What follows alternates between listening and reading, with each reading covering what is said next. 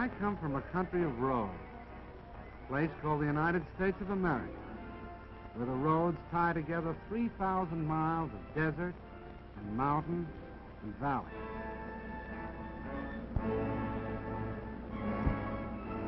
Because of the automobile, Americans who live 100 miles from each other are as close neighbors as the man next door.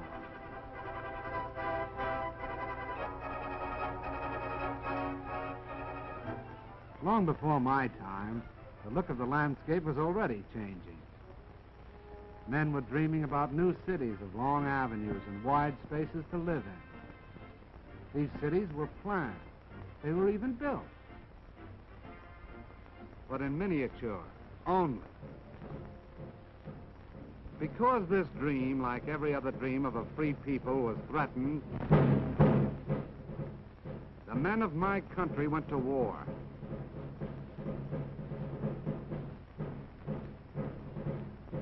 The automobiles of the times of peace were stopped.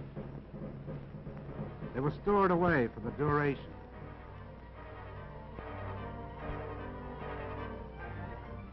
A new kind of army mule on wheels was needed to keep up with the motor divisions that took to the highway. And that's what I was going to be. The job of figuring me out was given to the automobile industry. Every year, men like these had designed a new and more beautiful collection of cars.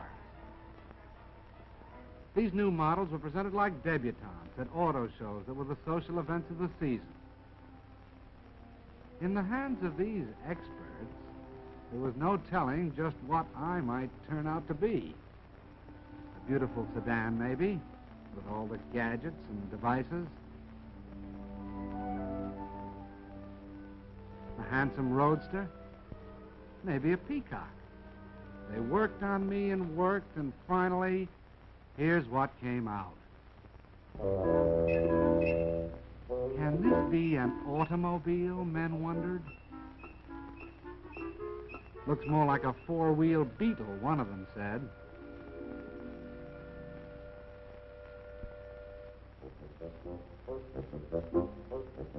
No, I wasn't too proud of myself back there at the start when the Army first looked me over. Then they sent me out on the road. They tried to drown my motor, but my ignition was set too high for that. They tried to break my back on roller coaster roads. But when I held together, it looked as if the Army and I might somehow get along, because they gave me a nickname. From the words general purpose, they took the G and the P. They called me Jeep. It sounded more like a noise than a name. Then it really began. I was sent out on maneuvers. This Army was getting tough. Could I keep up with them? Was I good enough? How did I know? All I could do was keep my fenders straight, my gears grinding, and hope for the best.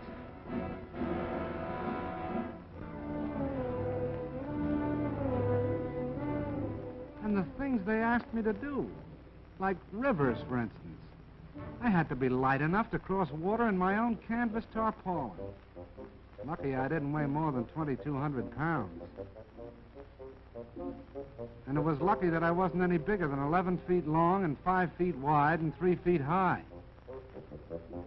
Because when the outfit took to the air, they expected me to go right along with them.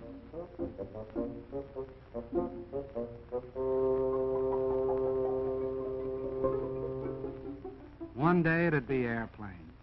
The next it'd be a transport glider. And if I wasn't riding in them, I was pulling them up into the sky. Lucky I was 60 horsepower strong.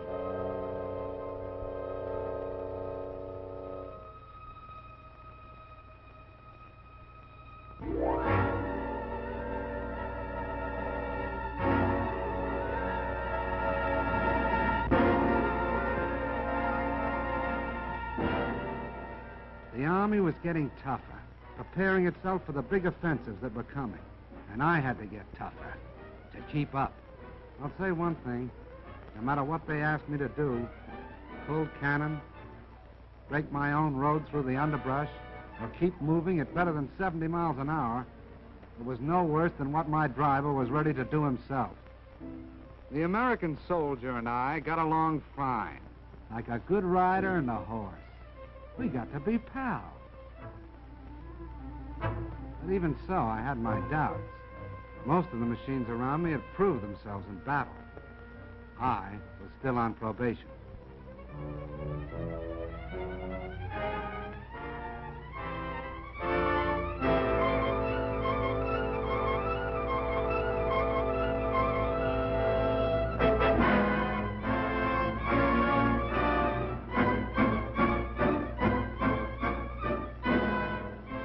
I did about everything a machine could do to stick with that army.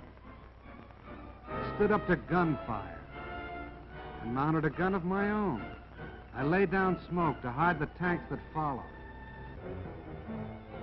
I helped out wherever I could.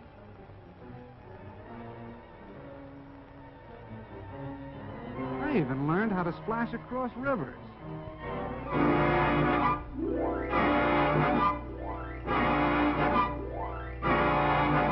With a boat arrangement built around my middle. But I didn't know yet whether I was accepted until all of a sudden I found myself in mass production. It meant only one thing. I was a success.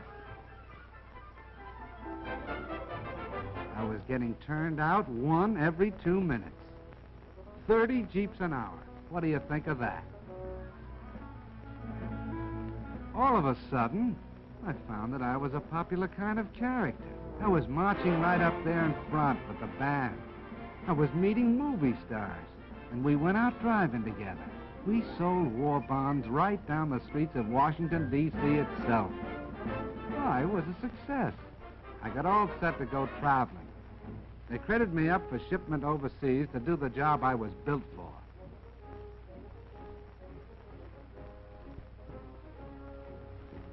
I was sent over by the thousands. And I traveled with the guy I liked best, my pal, the soldier. Wherever he goes, I go. And let me tell you, we land together on a lot of different shores.